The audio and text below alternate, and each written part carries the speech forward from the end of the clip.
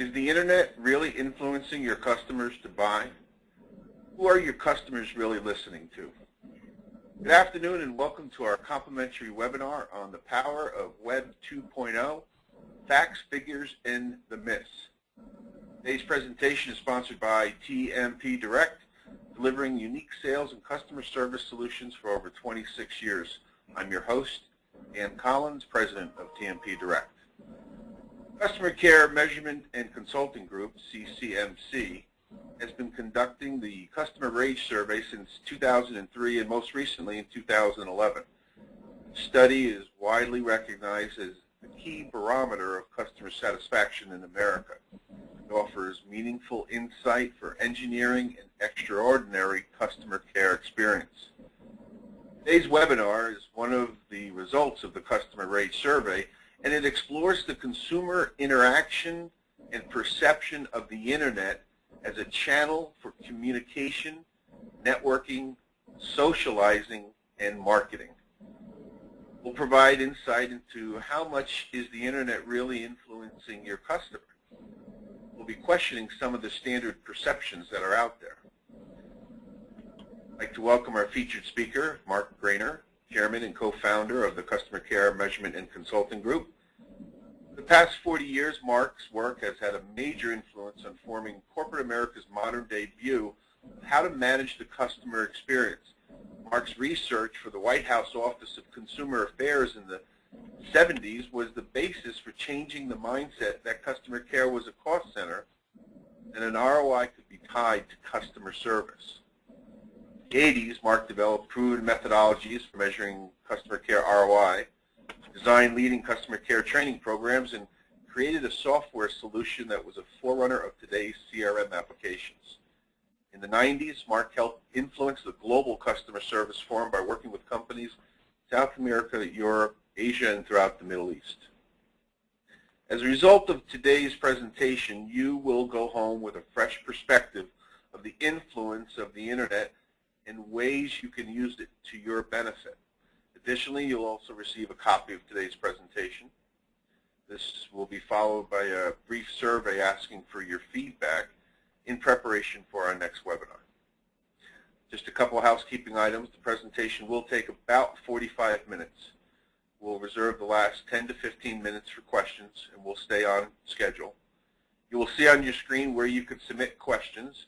So if you do have a question that you'd like to ask during the presentation, feel free. We will ask them at the end of the presentation.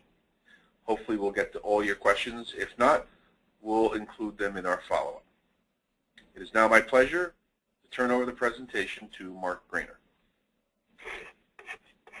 Thank you, Dan, for that very generous introduction. Today I'll be discussing the power of Web 2.0, facts, figures, and myths.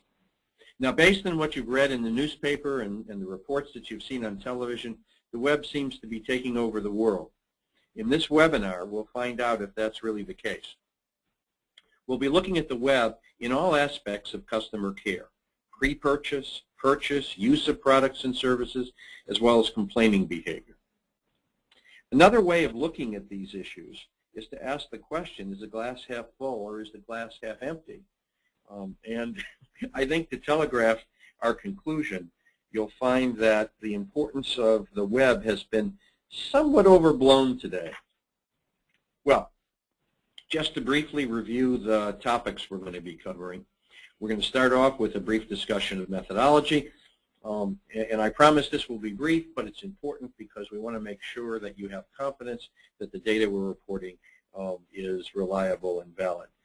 Then we're going to be looking at the role of the Internet as a channel for posting information about customer problems. Then we're going to look at it as a vehicle for complaining on the Internet. And then look at the role of social networking sites in pre-purchase and purchase of goods and services. And we're defining social networking sites as basically closed systems, sites that have a defined list of friends, followers, or contacts, as opposed to social media, which are open sites where literally thousands, sometimes hundreds of thousands of people can access content. Fifth, we're going to look at the relative importance of the Internet versus traditional sources of information on purchasing decisions. And we're going to conclude the review of the data by talking about the penetration of review sites like TripAdvisor. Well, let's talk briefly about methodology. As Dan suggested, this is a follow-up to a survey that we did, well, God knows, it's 40 years or so ago in the 70s, National Consumer Survey for the White House. This was the original study that found that it pays to handle complaints. Complaint handling was considered to be a marketing plus, and it's the basis for an awful lot of the call centers that you presently see in operation today that are being used for customer care. Well, what we decided to do was to replicate this survey in the early part of the new millennium in 2003. We added a bunch of questions dealing with issues like customer age, and every year we would add special interest questions, and this year we added some questions that had to do with the web. But back to this original survey, what we found was that when we started to do these follow-up rate surveys is that complainant satisfaction today was actually lower than it was 40 years ago. And this is after all the call centers, all the satisfaction surveys. So it's interesting because in addition to identifying that things are worse off today, we started to look at issues like the web to see if, in fact, the common folk wisdom, the conventional wisdom, is actually the case. A word about how we fielded the survey. So it was a telephone survey, and what we did is we included a quarter of the respondents as cell phone only or cell phone principally users. And we did that because there's been a lot of criticism of these telephone surveys saying they're not representative because they don't include people who actually use cell phones. Well, last word about demographics. Last word about methodology. We want to say a few words about demographics.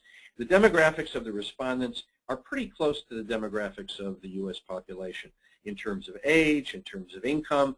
There's somewhat of an overrepresentation of females, but that tends to be the case when you do these kinds of surveys. And as I had indicated, about a quarter of the respondents use cell phone only or cell phone primarily, which is pretty consistent with what exists in the U.S. population. So we feel very comfortable that the results are representative of the U.S. population. Okay, well, let's start with the first topic, the role of the Internet as a channel for posting information about customer problems. Now, we're talking about posting information, not complaining. We're going to get to the issue of complaining over the web in a little while. But before we start reporting the data, we want to test your Web 2.0 knowledge or IQ. We're going to be doing two exercises. This is the first one. And I'm going to read you the question and the answers, and then I'm going to turn it over to Amy so that she can poll you. In the past year, what percentage of customers who had a problem with goods or services posted information about their most serious problem on the web? Was it 9%? Was it 27%? 42%? Or 58%? Amy, I'm turning it over to you so you can do the polling. Thanks, Mark.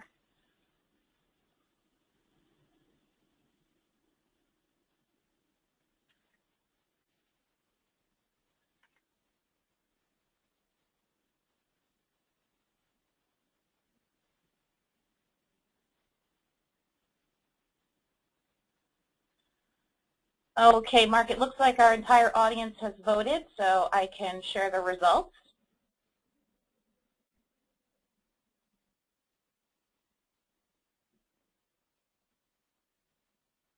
And by a margin of 42%, 9% of customers who had a problem with goods or services posted information about their problem on the web. 25% came in second with 27%.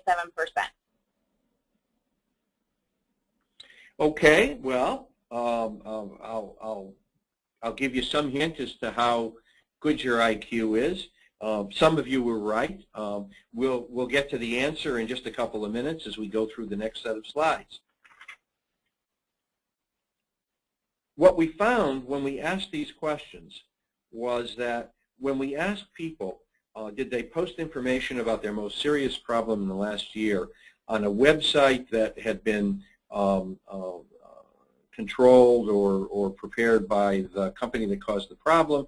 We found that 11% said they had posted on the company's website.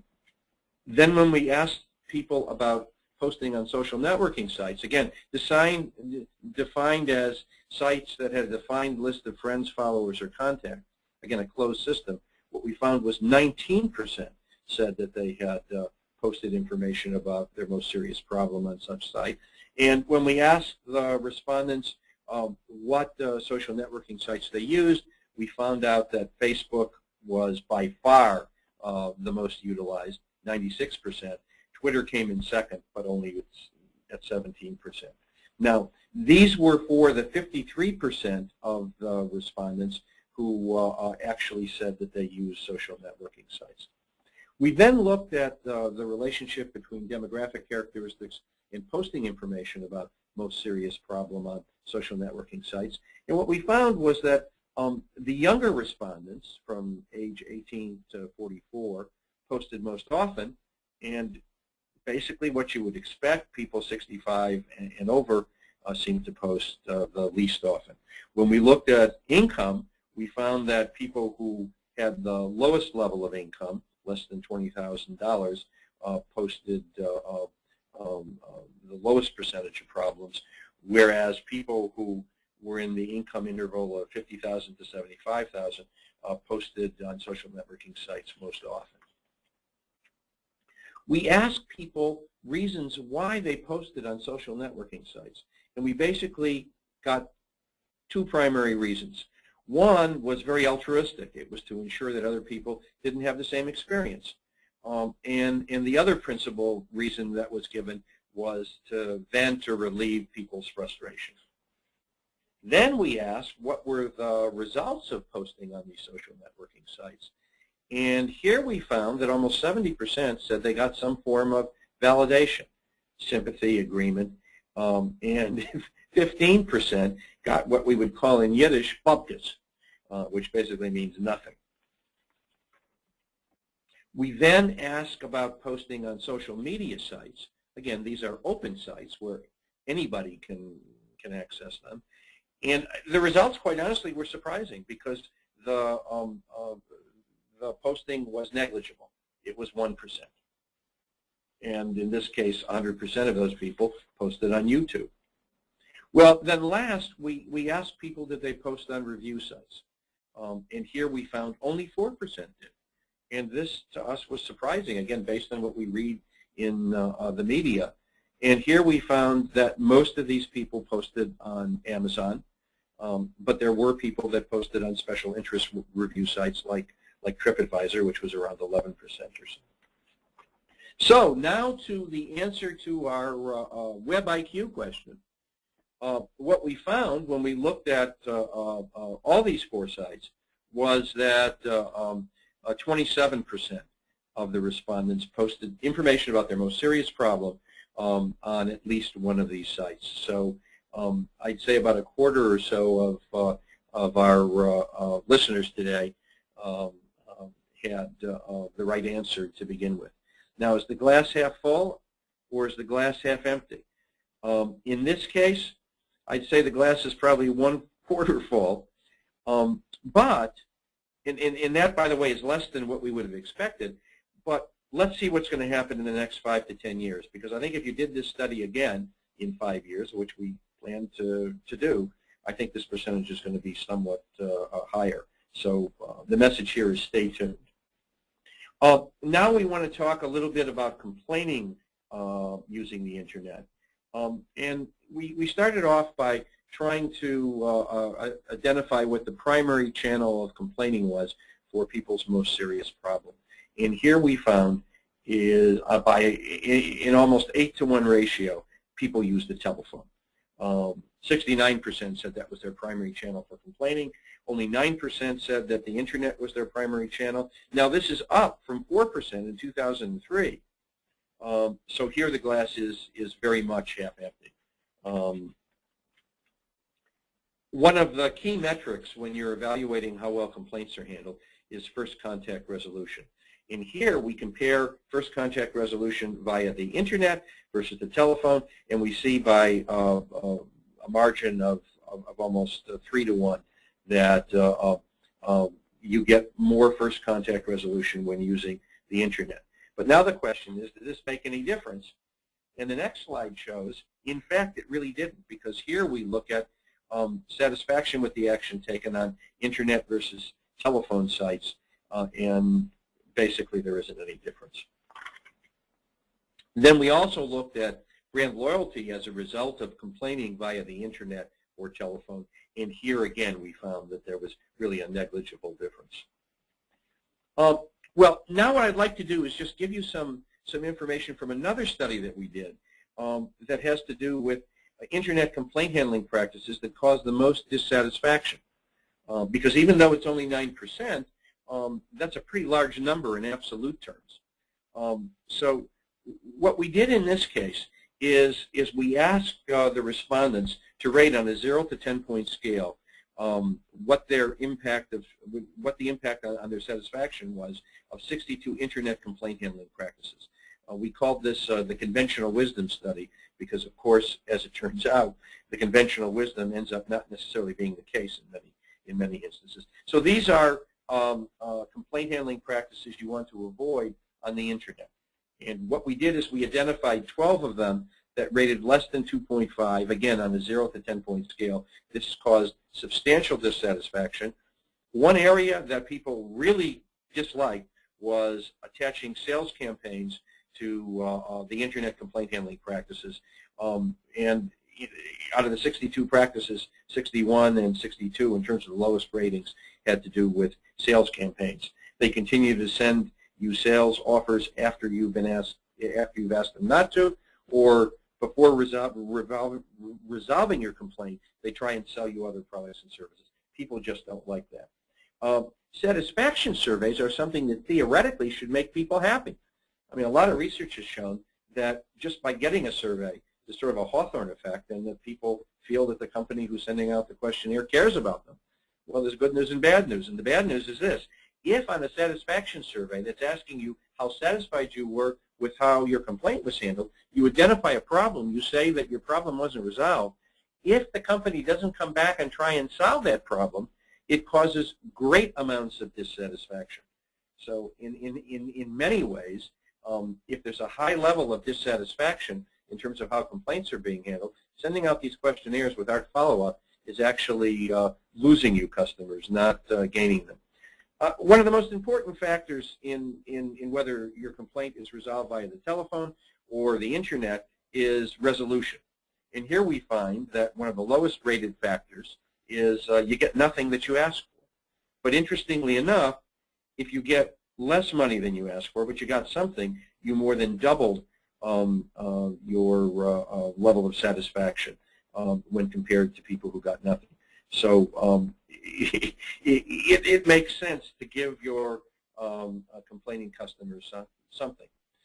Internet mechanics is something that causes problems. People do not like to get attachments. I think the reason for this has something to do with concerns about security.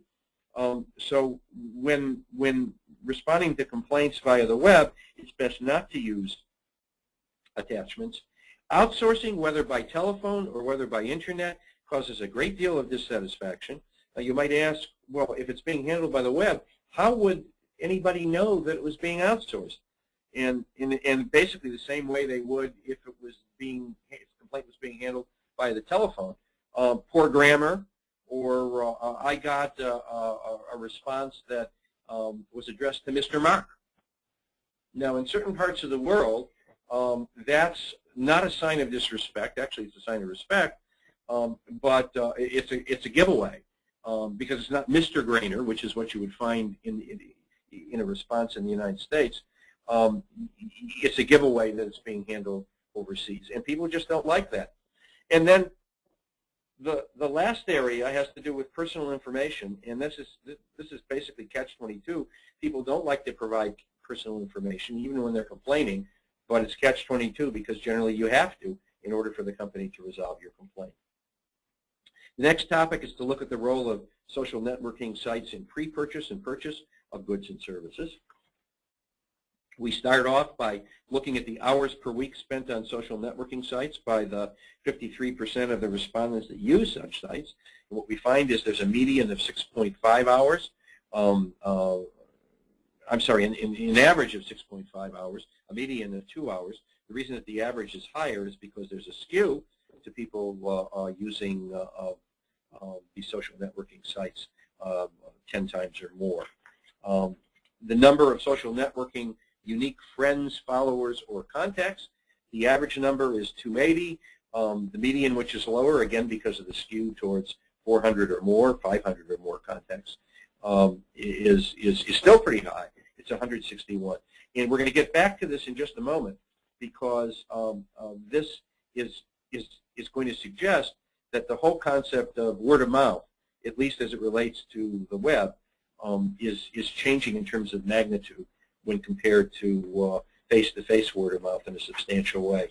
We looked at the relationship between age and the average number of contacts, and here this is what we would have expected. The youngest users, 18 to 34, had the highest number of friends, followers, or contacts, more than 300. Older people like myself tended to have the lowest number. But here an average of 54 was still much higher than we would have thought. Now back to this concept of word of mouth. Each unique social networking user, as we suggested, has an average of 280 unique friends, followers, or contacts. Traditional word of mouth, based on the results of our study, showed that only 25 people are told about people's most serious problems. So this means the potential for social networking word of mouth, then, is more than 11 times greater than traditional word of mouth, the 280 versus the 25. So here the glass is more than 100% full, and this is an area there is a sea change going on in terms of what's happening with word of mouth. And what the marketing literature and the practitioners will tell you is that word of mouth is one of the most important factors in influencing people's purchasing decisions. Well, we looked at the likelihood of visiting social networking sites before purchase, and what we found was that 30% of the respondents who use such sites were very or likely to use such sites, as compared to 50% that said they weren't.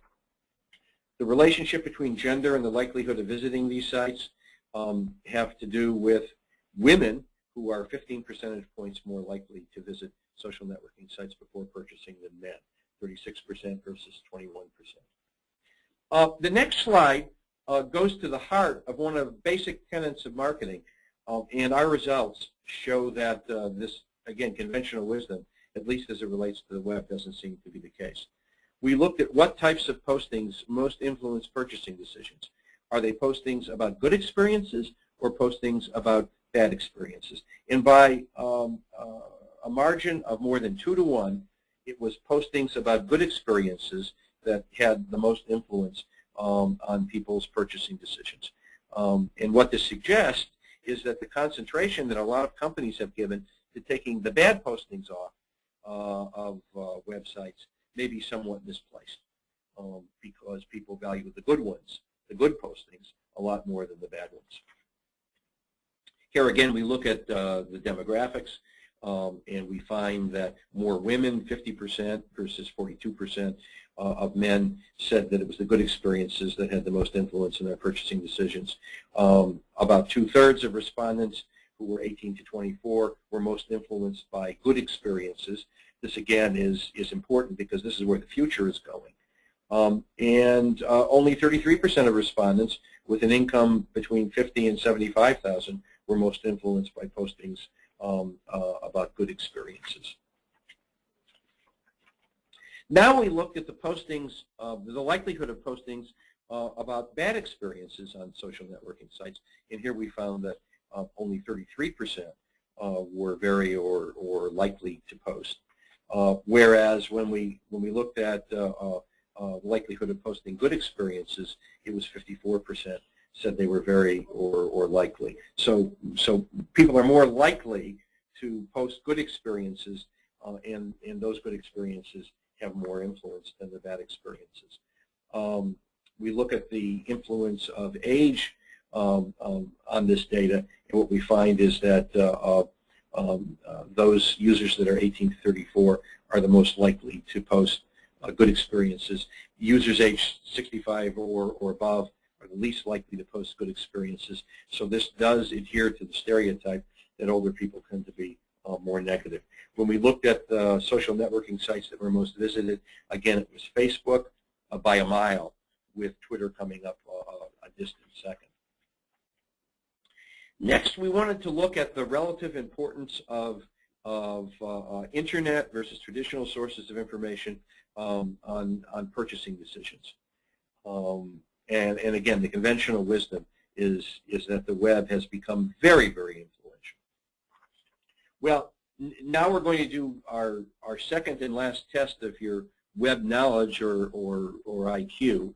I'm going to, again, read you the question and the answers and then turn it over to Amy to do the polling. Among those information sources listed below, which of these sources has the greatest impact on intention to buy goods and services? Is it A, ads for products and services? This would be paid for advertising. B, complaint websites. C, information found on social networking sites like Facebook or Twitter. Or D, posting on website blogs about products and services. Amy, I'll turn it over to you to do the polling. Okay, I'm going to launch the poll out to our audience. Give about 15 seconds or so for everyone to respond. Here we go.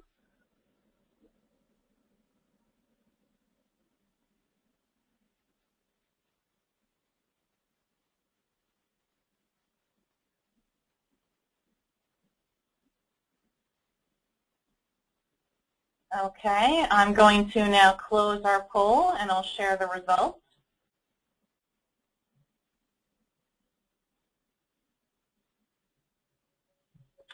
So in looking at the results, ads for products/services was at 30%.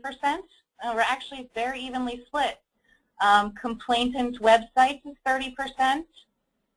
Postings on website blogs about products and services is 30%. And information found on social networking sites like Facebook was only 10%. Well, again, we'll get to the answer in just a moment, but I think that a number of you have a relatively high IQ when it comes to this question. And we can see the answer on the next slide. What we did is we looked at 13 different sources of information. 6 of them had to do with traditional sources of information.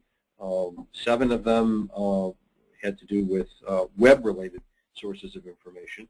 They were all rated on a 0 to 10-point scale, with 10 having the greatest impact on intention to buy and 0 having no impact on intention to buy. And here we found the results to be fascinating. Because the social media and social networking sites that everybody seems to be talking about as having so much influence rated the lowest. And they didn't just rate low, they rated really low. I mean, you know, between 1 and 2 points on a 0 to 10-point scale. People did not give social networking and social media sites very much credence. And interestingly enough, even review websites like TripAdvisor or Amazon rated lower than the traditional sites. Advertisements for products and services, paid for advertising, rated higher than the web-related sites. The 2 highest sources of information were people's own personal experiences, and the second was traditional word of mouth, where you talk to people over the phone or face-to-face. But we wanted to be a little bit more rigorous than just reporting the information for all the respondents. We wanted to cut the data to see if, well, let's look at people who use social networking sites. So this was the 53% of the respondents who use these kinds of sites. And we wanted to see how the ratings worked with these people. Well, what did we find? still, the three lowest rated sites were social networking and social media sites. Now, they rated much higher than they did with the population as a whole, but relatively speaking, they still rated the lowest. Personal experiences, traditional word of mouth, rated the highest. When we looked at the users of the social networking sites, what we found was that users of websites like TripAdvisor or Amazon, the review websites, in those cases, they rated higher. But still, paid-for advertising still was more important than social media and social networking. Well, we looked at one other cut of the data, and that was to look at 18 to 34-year-olds. This is what the future is all about. In here, again, the social networking and social media sites, 11, 12, 13, still rated the lowest. Actually, absolutely, from an absolute standpoint, rated lower than when we looked at the people who used social networking sites. And the traditional forms of information used for influencing purchasing decisions ended up being personal experiences, traditional word of mouth, articles that people read in traditional media. So don't cancel your subscriptions to your local newspaper if you're a marketing person, because they still have an awful lot of influence, and in many cases more than the web. Traditional sources of information, whether you're talking about young people, users of social networking sites, or the population as a whole, still are the most important influencers on purchasing behavior. Well, the last set of data we want to look at has to do with the penetration of review sites. And by review sites, we mean those sites where you have to rate products and services. Let's look first at the number of times that people post reviews in the past year. And here we find an average of almost 4, a median of only 1. Again, it's skewed in the average because they're a small group of people doing a lot of posting. The relationship between age and average number of posts, people 35 to 44 posted the most reviews. Users age 65 and older posted the fewest reviews. Then we looked at the number of times that people read reviews or ratings in the past year. Here the numbers overall were higher, almost an average of 20, median of 5, average higher because of the skew towards those respondents posting 10 or more times, reading reviews 10 or more times in the past year. And then we looked at the relationship between age and the number of reviews read. What we found is that users of these sites who were aged 45 to 54 read the most reviews, an average of 28 plus. And again, as we would have suggested, users aged 65 and older read the fewest reviews. Well, this was a very, very quick review. Let me quickly summarize the Web 2.0 questions that we covered. And after we do this summary, we'll open the floor to questions. To begin with, only 27% of problem respondents posted on the 4 types of specified websites that we asked people about. Those sites were social media, social networking, sites that the company that caused the problem created, and review websites.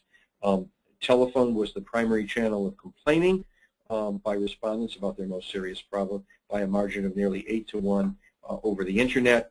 Sales practices were most disliked, Internet complaint handling practices. And with respect to social networking sites, 53% of our respondents use such sites. Users average 280 friends, followers, or contacts, and that means the potential for social networking word of mouth versus traditional word of mouth or over the phone or face-to-face is 11 plus times greater than traditional word of mouth. More than double the respondents reported that their purchasing decisions are most influenced by postings about good experiences with products or services than are most influenced by postings about bad experiences. And this, again, turns conventional wisdom on its head, because most marketeers think it's negative word of mouth that causes the most influence. And you actually see ads for companies that will take bad postings off of the web for a price, of course. You don't see ads for companies saying we'll help you get good postings. And this is an area that obviously needs some additional research, but it's very different than what the conventional wisdom has been in the past. Respondents were 21 percentage points more likely to post good experiences with products or services, and that makes sense, seeing they valued them much more than the negative experiences. And traditional sources of information, people's personal experiences, traditional word of mouth, even paid-for advertising in traditional media has a greater impact on purchasing decisions than the Internet, especially social media and social networking, and this is even among 18 to 34-year-olds and social networking users.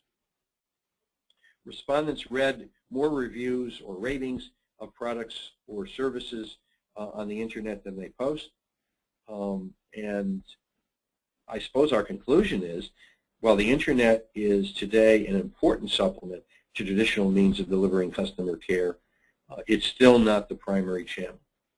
So, you know, my conclusion is the glass probably is half full, not half empty. But the web, as it relates to customer care, does seem to be on an upward trajectory. We do these customer rage studies every couple of years or so. Probably in the next 5 years we will repeat these questions, and I have a sneaking suspicion the answers will be somewhat different, at least in terms of the importance of the web for customer care. Thank you for your attention, and now I'm going to turn it back for questions. Thank you, Mark. That was a very interesting and thought-provoking presentation. So, based on your study, it seems like the phone is not dead, and people still get out of their homes and go and talk to their neighbors every once in a while and don't rely just on the Internet for all the information they get throughout the day. So I think that was one of the compelling results of this study that you did, that as you just summed up, that it seems the Internet is a viable source of information. It is a viable source of communication. It may not be as a significant portion of a person's influence as everyone thinks it is, and it's a supplement to traditional channels of information gathering and communication. So that's a very good takeaway. And we do have some questions that from our audience, and I encourage anyone else to please feel free to submit questions. First is, can you please confirm that these stats are business B2C stats as opposed to B2B? And do you have any B2B results, and how likely are people to post reviews on dealing with companies or products in B2B environments? Well, the results are based on a national probability household survey, so it is B2C, and that's what these results are applicable to. We have not done a survey of this type looking at business-related problems, but I have a sneaking suspicion, based on other studies that we have done, that while the web may be a little bit more powerful in a B2B environment, traditional forms of information are still much more important.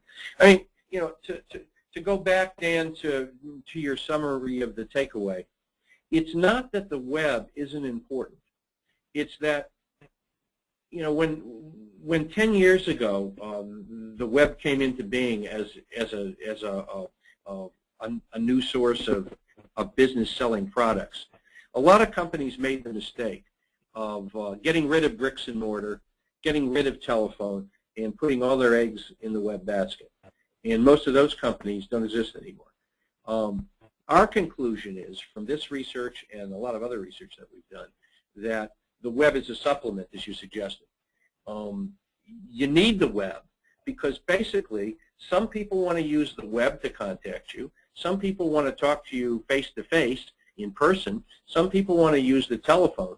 And successful businesses are the ones that provide all those channels for people to either buy products, get pre-purchase information, or complain. We do have another question. One of the most compelling pieces of information that you presented, and I think someone's responding to that, is why is the web the primary channel for complaining for such a small percentage of complainants? I believe it was 9%. Why is the telephone still the primary channel for complaining when, I guess the question relates to the current school of thought is everyone's on the web and they're not calling anymore? Why do you think it's the other way around? Well, we've actually done other research, and I think the answer is pretty straightforward. In today's society, people want answers and action immediately. And when you call people, you call companies to try and resolve problems, you get your answer immediately. Well, hopefully you get your answer immediately. One of the causes of great consternation among many people who are complaining is that the call centers that have been set up aren't really run very effectively, and oftentimes it does take a number of calls. But when it works, they get their answer immediately. When you're contacting a company via the web, in most cases, there's going to be a significant lag time. And the other issue is that when you're talking to someone, whether face-to-face or on the telephone, they can ask you questions because you may not be giving them all the information that they need when you make your initial complaint.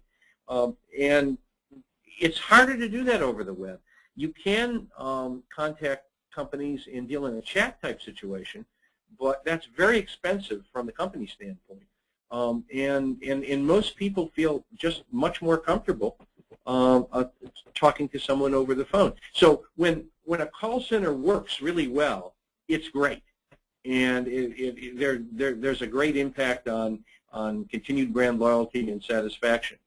The problem is when you have a call center and people use it as their primary source of contacting you, and it doesn't work well.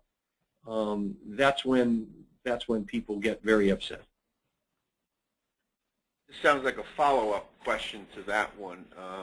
Why do traditional sources of information have more influence on future purchasing decisions than social networking or social media sites? Again, you outlined that a significant portion of people are looking to purchase are traditional sources of information. And I'd add to that, you see all the studies that say print ads are on a downward trend, but your study still says they have significant influence over the purchasing process. So why do you think these traditional sources are still holding on, I guess? Well, they are, and I think part of the answer as to why social media and social networking sites rate so low in terms of influencing future purchasing decisions is that there's a great deal of suspicion today on the veracity of claims that they see on the web. Even traditional advertising, paid-for advertising that you see on television or you hear on radio or you read in newspapers or magazines, those ads, to a lesser or greater extent, are vetted. And while there may be misinformation in some of them, they're regulated in many cases. So you can't easily lie. Over the web, who knows where that information came from? So I think that's part of the reason why, while traditional sources of information are less important than they would have been 10 years ago, they're still a lot more important than the web. It's that underlying suspicion, and that's a lack of vetting of information that you see on the web. It's an interesting point. You're making a commentary on the longevity of some of the traditional traditional sources and traditional media and the integrity of that media that's been built into them over time. So there's a trust factor there that seems to be much greater than Internet is today as a source of information. And there's a good follow-up question here regarding the traditional media. Did your study delve into any more detail about which is most influential, TV, radio, magazine, or newspaper? A good question for our next study. No, in fact, we didn't. And I think that the question that you raise is really important, certainly from a practical marketing standpoint. And that's an area that we're going to do some more research on. And I think other people are beginning to look at that. I mean, when you look at the literature, it's those sources that are most vetted that people give the most credence to. And with respect to newspapers and magazines, the level of vetting is pretty much the same. But that's a very relevant question, and it needs some more research. With another question, and it might play to just your experience with doing these studies and your understanding of consumer attitudes. The question is, why do you think positive postings on social networking sites influence people's future purchasing decisions rather than the negative posting? It seemed like the positive postings had much more impact as opposed to negative. And some thinking might be this is, well, if you say something bad, that may have more impact than positive. Well, you know, the conventional wisdom is exactly that when people say bad things about products and services, it has much more of an impact on future purchasing decisions than when they say good things. And we were surprised by the finding, I must say. I think part of it has to do, and this is not based on directly from the data, it's a hypothesis, that maybe people are a little bit more reasonable than marketing folks think they are. And you know, it's not just that they value these postings. It's not just that they value positive information more, but they tend to post more positive information too. So again, I think just from a personal standpoint that it has something to do with people being reasonable. If you go to a website, a review website, and you see a couple of negative postings and you see a lot of positive postings, what this study suggests is that you don't have to worry about the few negative postings, that people are reasonable. On the other hand, if you go to a review site and all you see is negative reviews with maybe a few positive, then I think people are going to process that information in such a way that they aren't going to buy that product or services. But basically the bottom line, I think, is that people tend to be reasonable. It's one of the lessons that we all learned in kindergarten, that it's better to say something nice about somebody rather than say something bad. So, next question, were there any material differences in the survey results between cell phone users and landline users? That's something that was tracked? Yeah, you know, we actually looked at that very carefully because it's much more expensive to interview people who have cell phones, and it's much more difficult to get a hold of them. Again, the conventional wisdom has been that people who use cell phones only or mostly tend to be different than everybody else. Our findings in this study were that in most instances there wasn't much of a difference between cell phone users and landline users. And I think part of the reason for that is that such a large percentage, relatively speaking, of people are using cell phones and cell phones only or cell phones mostly. mean, it's about a quarter or so of the nation's population, that while 5 or 10 years ago there might have been a difference when there were like 5% or 2% that were using cell phone only or a cell phone mostly. Those differences have been washed out because such a large percentage of people are using cell phone only. I mean, I'll personalize it to some extent.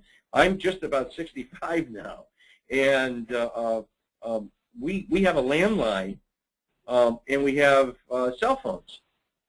And I'd say the odds are very good that within the next year or so, we're going to drop the landline, because we've had so many problems with losses of electricity and loss of telephone lines. We find the cell phone to be more reliable. And as a larger percentage every year begins to use cell phones only or primarily, again, the differences that might have occurred 5, 10 years ago seem to have washed out. Very interesting, Mark. We've gone through all of our questions, and we are coming to the end of our time. I would like to thank the audience for your participation and your attendance, and thank Mark for a very thorough and insightful presentation. I think you've presented a lot of thought-provoking ideas that have rattled the current school of